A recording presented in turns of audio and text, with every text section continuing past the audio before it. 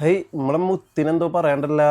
ഇസ്ലാം മുസ്ലിമാണെന്ന് പറയാൻ അയ്യേ എന്ന് പറയുന്ന ഒരു കാലം വരുന്നത് ഞാൻ പറഞ്ഞിരുന്നു കുറച്ചു നാൾ മുന്നേ.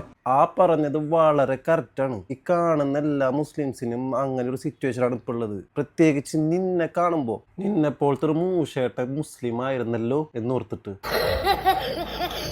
മാത്രല്ല നമ്മുടെ നിരീക്ഷ പറയണത് ഈ ലോകം യൂണിവേഴ്സ് എല്ലാം തണിയാണ്ടുണ്ടായതാന്നാ. നമ്മുടെ നിരീക്ഷൻ തണിയാനുണ്ടായേ. മാത്രല്ല നമ്മുടെ നിരീക്ഷന്റെ ഒരു വജ്രായുധം കൂടി ഉണ്ട്. എന്താ അത്? അപ്പൊ ദൈവത്തെ ആരാ ഉണ്ടാക്കിയത്?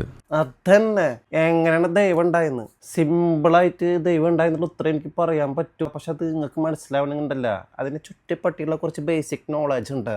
അത് മനസ്സിലാക്കണം. പറ്റുമോ ഇരിക്കാന്? എന്നാ ഇരിക്കും, ഞാൻ പറഞ്ഞുതരാം സിമ്പിളായിട്ട്. എൻ്റെ പൊന്നെണ്ണ, ഈ ഭൂമി എന്ന് പറയുന്നത് മിൽക്കി വേ ഗാലക്സിയുടെ 0.1 വലുപ്പത്തിലുള്ള ഒരു ഭാഗം മാത്രമാണ്. അതേപോലെ കോടാനുകോടി ഗാലക്സികളുണ്ട്. അപ്പൊ തന്നെ നമ്മുടെ ഭൂമി ഈ യൂണിവേഴ്സിൽ എത്രത്തോളം ഉണ്ടെന്ന് നമുക്ക് ഊഹിക്കാം. ഈ ഒരു മണ്ണിന്റെ വലുപ്പം പോലും ഇല്ലാത്ത ഈ ഭൂമിയുടെ ഉള്ളിലുള്ള നമ്മുടെ മനുഷ്യന്റെ വലുപ്പം ഒരു പുഴുവിന്റെ വലുപ്പം പോലും ഇല്ല. അത്ര ഉള്ളോ മനുഷ്യൻ?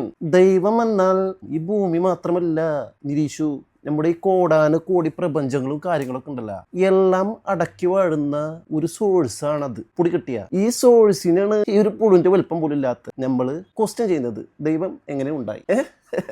ഇസ്ലാമിക വീക്ഷണം വെച്ചിട്ട് മറ്റുള്ള ജീവികൾക്കൊന്നും ഇല്ലാത്തൊരു പ്രത്യേകത ഈ ഭൂമിയുടെ ഉള്ളിൽ ദൈവം തന്നു. Freedom to think. നമുക്ക് തിങ്ക് ചെയ്യാൻ പറ്റും, നമുക്ക് നല്ലതും ചീത്തം നമുക്കായിട്ട് ചൂസ് ചെയ്യാൻ പറ്റും, അത് അനുസരിച്ച് മുന്നോട്ട് പോകാൻ പറ്റും. ആ ഫ്രീഡം വെച്ചുകൊണ്ടാണ് നമ്മൾ ഈ ചോദ്യമൊക്കെ ചോദിക്കുന്നത്. ഇല്ലെങ്കിൽ ഈ ചോദ്യം ഒന്നും ഉണ്ടാവില്ല. നമ്മൾ മറ്റ് പശുവിന്റെ പോലൊക്കെ വെറും പുല്ലും തിന്നിട്ട് ഇങ്ങനെ ജീവിച്ചുകൊണ്ട് പോകും. നമ്മൾക്ക് ഈ ഭൂമിയിലുള്ള സംഭവങ്ങൾ തന്നെ മൊത്തത്തിൽ നമ്മുടെ ഈ ബുദ്ധി ഉപയോഗിച്ച് കണ്ടുപിടിക്കാൻ കഴിഞ്ഞിട്ടില്ല.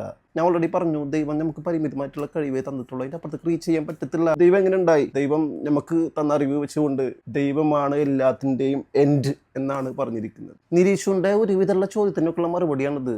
നിരീക്ഷ എത്ര കാലഘട്ടം കഴിഞ്ഞാൽ സയൻസിന് പോലും കണ്ടുപിടിക്കാൻ പറ്റില്ല. ഈ സയൻസിന്റെ കണ്ടുപിടിച്ചത് ദൈവം തന്നിട്ടുള്ള കഴിവ് വെച്ചുകൊണ്ടുള്ള ഇങ്ങനെയുള്ള കാര്യങ്ങളൊക്കെ നമ്മൾ കണ്ടുപിടിക്കുന്നത് തന്നെ. ഈ ഒരു കഴിവില്ലെങ്കിൽ സയൻസിലുള്ള ഒന്നുമില്ല. നമ്മൾ പുള്ളു തിന്നുകൊണ്ടോ അല്ലെങ്കിൽ വല്ല പുഴുവിനെ എതിർക്കൊക്കെ തിന്നുകൊണ്ടൊക്കെ ജീവിച്ചുകൊണ്ട് പോവും. ഒരുപാട് സംഭവങ്ങൾ ഉണ്ടായിരിക്കാം ദൈവത്തിന്റെ. അതിൽപ്പെട്ട ഒരു സംഭവമാണ് നമ്മൾക്ക് കുറച്ച് കാര്യങ്ങൾ ഫിക്സ് ചെയ്ത് വെച്ചിട്ടുണ്ട്. അതെന്തുകൊണ്ടാണ് കാര്യങ്ങളൊക്കെ വെച്ചാൽ which is all belongs to God.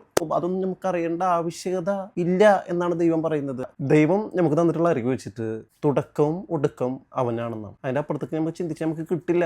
ദൈവം പരിമിതമായിട്ടുള്ള അറിവേ നമുക്ക് തന്നിട്ടുള്ളൂ. ഈ പുഴുവിന്റെ വലുപ്പം പോലും ഇല്ലാത്ത നമ്മൾ ചിന്തിച്ചുകൊണ്ട് താവുന്ന ഒരു ലിമിറ്റേഷൻസ് ഉണ്ട്, അവിടെ എത്തുള്ളൂ. കാരണം ദൈവത്തിന് അറിയാം വെള്ളക്കുപ്പായം തലക്കെട്ടൊന്നുമില്ല എന്നുള്ളൂ. കുറച്ചൊക്കെ നമുക്കും അറിയാട്ടാ. പിന്നെ ഈ നിരീക്ഷു ആവുന്നത് രണ്ട് കാര്യം കൊണ്ടാണ്. വിവരമില്ലായ്മ, ഈ ഭൂമിയിലുള്ള സ്വന്തം കാര്യലാഭങ്ങൾക്ക് വേണ്ടിയിട്ട്. അതാണ് നിരീശ്വരവാദി.